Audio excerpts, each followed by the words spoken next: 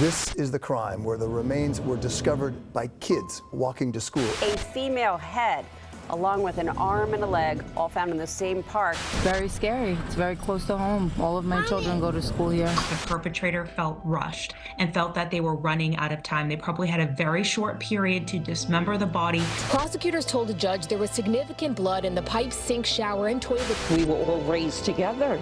You know, we're a family. Or at least I thought we were a family.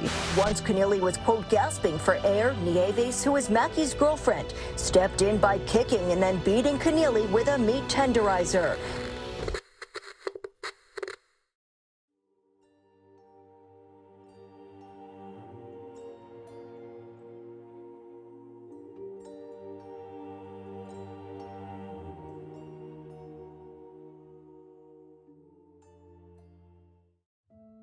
February 29, 2024. It was a beautiful morning in Long Island, New York. No one could ever imagine just how dark that day was about to become. Shortly before 9 a.m., several teen students were walking past a park in Babylon Village on their way to school when they came across a severed arm covered in tattoos. Shocked by the discovery, one of the students called their father, who confirmed the severed arm and called 911. Police say a teen girl on her way to school stumbled on a horrific discovery on Thursday morning in Southard's Pond Park. She saw a man's arm in the grass with the fingertips cut off. Detectives responded to the scene, and during an investigation of the premises for other parts, a police dog led them to a leg under a pile of leaves almost a mile away from where the arm was found. About 20 feet away, detectives also discovered a right arm. It was clear by now. They stumbled onto a gruesome crime scene someone wanted covered up. What is immediately striking you about this investigation? Well, so typically when you see something like this, a dismemberment, what you're really trying to do, typically what a perpetrator is trying to do, is really not disclose the identity of the individual. But what's odd here is that, as you mentioned before, the fingertips were indeed severed. And typically that's a telltale sign of someone trying to hide the identity of a victim. The place was now buzzing with officers as the search continued into the night. That third body part, another arm, was found on the other side of the park by police canines. It was a group of kids who made the initial gruesome discovery. On this side of the park, a leg was found right by a school. This morning, a group of students were walking to school in Babylon Village on Siegel Boulevard when one of them noticed an arm right off the road. That person called her father, who came to the scene. He then called 911. As time progressed, other body parts began showing up. Among the discoveries were a woman's head, a right arm, a part of a left leg from the knee down, and a right upper leg on the western side of the park, not far from Babylon Elementary School. The area was like out of a horror scene. Today we found out there were additional remains in that same pile. Investigators say preliminarily they appear to be from another victim, this one an adult woman. Last night we discovered a female head, a leg, and what appears to be a female arm. Based on the condition, preliminarily it appears it's a matter of a small amount of days, if not hours, that they were out here. Over the next couple days, searches were conducted around the park and other neighboring locations. The body parts so far weren't adding up to being that of one victim, but two. A concern on the minds of detectives was if they were dealing with a serial killer on the loose. Given the circumstances, it could have very well been the case. However, another theory began floating around. Long Island had seen an increase in buried bodies connected to the brutal slayings by gangs like MS-13, so some immediately pointed the finger their way. Still, that didn't rule off one other frightening possibility. The area where the body parts were found was not far from the Gilgo Beach serial killings of accused serial killer Rex Heuermann. The truth, however, was something reminiscent of a bloody past that would take detectives down a haunting memory lane. I believe the murder scene, quite frankly, had to have been elsewhere in my opinion, to do something like this. What's interesting is that this is a rather big park, but there are homes that really sort of butt right up to it. It's actually just across the bay from Gilgo Beach, which is obviously the site of another murder scene. And so in a crime like this, what I'm really thinking here is that this individual dismembered the bodies and perhaps killed the victims at a different location. At that point, they were unaware, which instilled even more urgency in their search. On March 5th, more remains were found in a wooded area near Lakeway Drive in West Babylon and in Bethpage State Park in Farmingdale. Identification of the John and Jane Doe was at the top of detectives' priority list, right alongside finding the perpetrator or perpetrators responsible for such a barbaric act right in the vicinity of an elementary school, much less. It was learned that the body parts of the victims belonged to a 53-year-old male named Malcolm Craig Brown and a 59-year-old female named Donna Keneally. Reports state that the two were a couple, recently staying at an address traced back to Yonkers, New York. Little did investigators know, the case was about to be turned upside its head with a number of plot twists no one would have imagined. The bodies of Malcolm Brown and his partner Donna Keneally were found dismembered and concealed, scattered in Babylon and Bethpage amid branches and leaves, initially discovered by students on their way to school. It didn't take long before evidence led detectives to a home in Amityville, the village with a tale of one of history's most gruesome murders attached to its past. The house sits at a central location connected to the areas where the body parts were found, which made it a prime spot for the headquarters of the suspects on their radar. Can you tell me what got you from those body parts to the Amityville Horror house? Well, it was a host of leads, investigations, including, blood analysis, video, and as well as other things as well. On March 6th, police made their way to the home where a raid was conducted. What they'd find in the home would lead them to the one thing they didn't want to be true. The gruesome Amityville Horror, once tied to the village, found its successor, for the scene at the house told a twisted homicide plot. Inside, 4 suspects were found and arrested in connection with the scattered parts.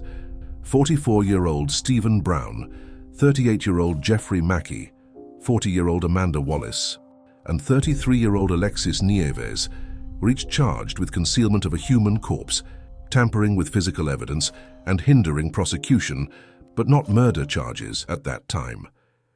The two, along with defendants Amanda Wallace and Stephen Brown, face charges, including concealing a human corpse and tampering with physical evidence. In court, prosecutors say the defendants used butcher knives and meat cleavers to destroy human body parts and went through barbaric lengths to conceal it all. None of the defendants have been charged with murder in connection with the killings of the victims. The evidence found in the home told of a murder that was not only sick, but demented and unsettling. Not only did detectives find numerous slaying tools like meat cleavers and butcher knives, which they believe were used to dissect the victims, but they also found evidence that court documents stated made the home uninhabitable. They likely won't be returning to the Railroad Avenue home in Amityville, where police say 3 of the 4 live. The apartment is considered uninhabitable because the plumbing there was taken apart, some of it removed because it contained evidence like blood. According to the New York Post, prosecutors allege the 4 suspects had broken the plumbing by attempting to conceal the corpses by flushing body parts away. Reports further reveal the home's sinks, showers, drains, and toilets were all clogged as they allegedly tried to dismember and get rid of evidence from the corpses of victims, resulting in the pipes throughout the house being stained with blood. Prosecutors told a judge there was significant blood in the pipe, sink, shower, and toilet of the home. All 4 pled not guilty. The DA said the suspects went to barbaric lengths to cover the crime. According to the felony complaint, they did remove from the home sharp instruments, multiple body parts, and other related items, and dispose of them to conceal the crime of murder in the 2nd degree. Some would argue anyone has the capacity to murder just under the right circumstances, but it takes a different level of sadism to cleave up victims like carcasses as their remains splatter about where you eat and live your life.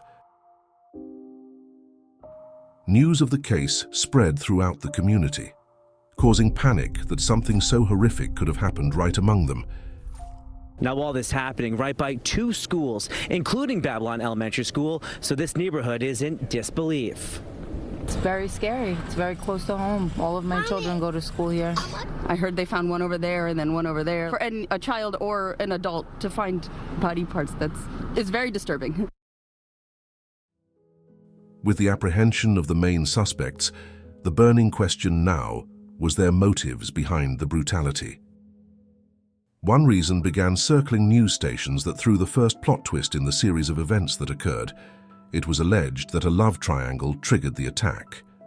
Reports first stated Donna was in a relationship with Malcolm, but also shared a relationship with one of the suspects in the house, which led to a domestic dispute that turned to the slaughter of the lovers wrapped in the alleged affair. Police believe they may have lived together in Yonkers, and their deaths might stem from a domestic dispute. It's repulsive that it might have originated here. Very scary. That theory was fueled by new information that introduced the second plot twist. The older brother and sister of Malcolm spoke with reporters of their hurt and disappointment because, as it turns out, the suspect Stephen Brown was the cousin of the victim Malcolm Craig Brown. As he showed up to his first court hearing, their voices could be heard shouting those 3 grieving words, "How could you?" As defendant Stephen Brown entered court today, this man and woman watched him and asked, "How could you?" I just felt like he looked right through me. Adding to the family's pain, they say, is the fact that defendant Stephen Brown, the man they faced in court today, is their cousin. Our parents and his mom, my aunt, they're home, they're suffering, they're hurting, and he has nothing to say. We were all raised together, we're a family. Or at least I thought we were a family. That hurt was about to be amplified with anger over what happened next. After New York reformed its bail laws in 2019, suspects facing charges relating to mutilation and disposal of murdered corpses are no longer eligible for bail, which meant that all 4 suspects were set free.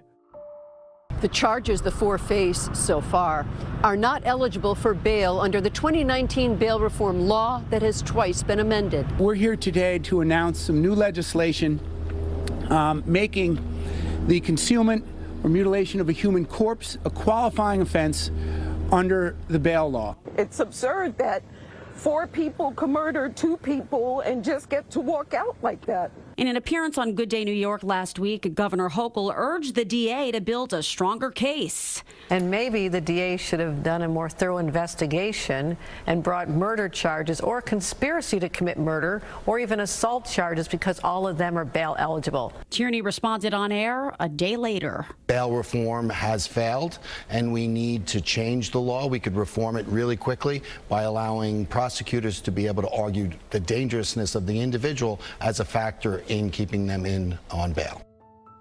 Bright smiles shone from cheek to cheek as it appeared they had beaten the system, while those hurting had to watch hopelessly with no way to intervene.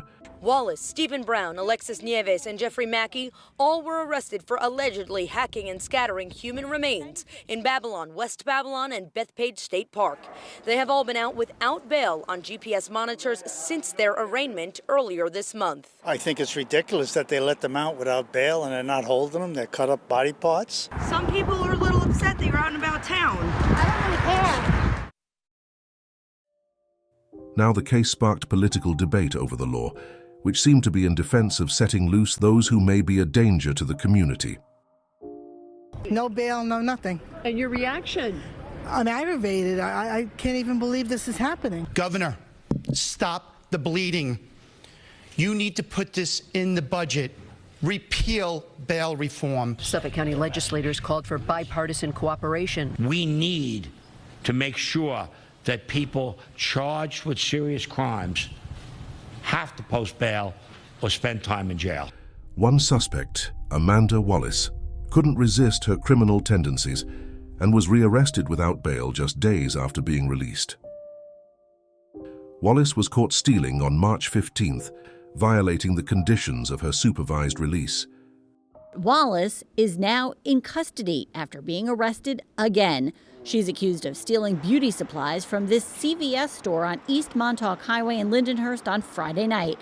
According to this court document, Wallace admitted stealing eyelashes and nail polish, saying, quote, "I forgot my money and really didn't feel like walking back over."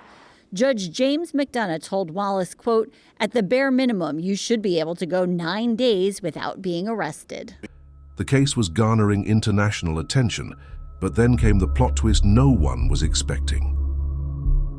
According to the district attorney in a press release, the 2 victims were involved with the suspects in criminal activity, and one of those crimes initiated their betrayal and murder. There was a lot of illegal conduct occurring between the victims and the defendants, which in part was the impetus for the murders, presumably. Arguments may have ensued over money and drugs. The details revolved around a robbery at this gas station on February 20th, just 7 days before they were murdered. It's alleged the victims Malcolm and Donna were the masterminds behind the robbery, while the other 4 suspects executed the plan. However, something went wrong that caused a rift between the 4 suspects and 2 of them. Prosecutor alluded to a possible motive, a dispute following a knife-point robbery of this Valero gas station in Copiague, allegedly planned by the victims, executed by the suspects. Jeffrey Mackey and his girlfriend Alexis plotted to murder Malcolm and Donna before their arrival at the home. They had no idea they were walking into a trap. As they came up the stairs and entered the door, death was waiting for them. What came next was a horrific crime scene, given the gruesome details of how Mackey and Alexis took the lives of Malcolm and Donna. Said the killings happened in the Amityville home on February 27th, 2 days before the first body parts were discovered. Inside the courtroom, the prosecutor described in graphic detail how the murders allegedly happened, telling the judge Mackey stabbed Brown repeatedly before turning his murderous intent on Cre8live, stabbing her multiple times. Then, he said, while she was gasping for air, Nieves allegedly smashed her over the head with a meat tenderizer. If these allegations about the connection between the victims and the suspects are true, it's even more ironic that the same knife used to allegedly murder them was the same knife used in the robbery they plotted just a week prior. Prosecutors say a knife-point robbery at a Valero gas station was very much intertwined in the case. It's believed the victims were involved in the planning of that robbery, and the same knife was allegedly used to kill them 1 week later. As the case proceeded with the new details, the age-old statement, "no honor among thieves," was worth its weight in gold. Both their lawyers are now trying to spin the narrative that police have the wrong couple held for the murder charges. This is after a witness testified that Mackey and Alexis were the murderers. Given that the 4 suspects were in the home, it leans towards one of them being the witness betraying the others to save themselves. Stephen Brown and Amanda Wallace are in custody and expected to go before a judge tomorrow. They apparently also have provided details about the killings. That's part of the case. Mackey and Nieves maintain their innocence. Their attorneys argue officials have charged the wrong couple. Obviously, they're getting their information from witnesses, and we believe that those people should be looked into more so than our clients. My client from the very beginning of this case has maintained her innocence. She claimed that she did not do it. I do find it interesting that 4 people were arrested originally and only 2 have been indicted on murder at this time. The freedom of being out of cuffs once granted to Mackey and Alexis is now gone, as murder charges are now on the table, with life in prison being their future if convicted. Alexis is being held on a $10 million bond, while Mackey is being held without bail. As for Stephen Brown and Amanda Wallace, they are facing additional charges, including robbery and conspiracy. They say crime pays, but if the tragedy between these 6 alleged associates says anything, it's that the currency is at times death and prison. For more true crime documentaries, check out one of the videos on the screen. This has been an episode of Mysteries, where true stories from around the world come to life. What stories come next? Like, share, comment and subscribe to never miss what intriguing chronicles will be told.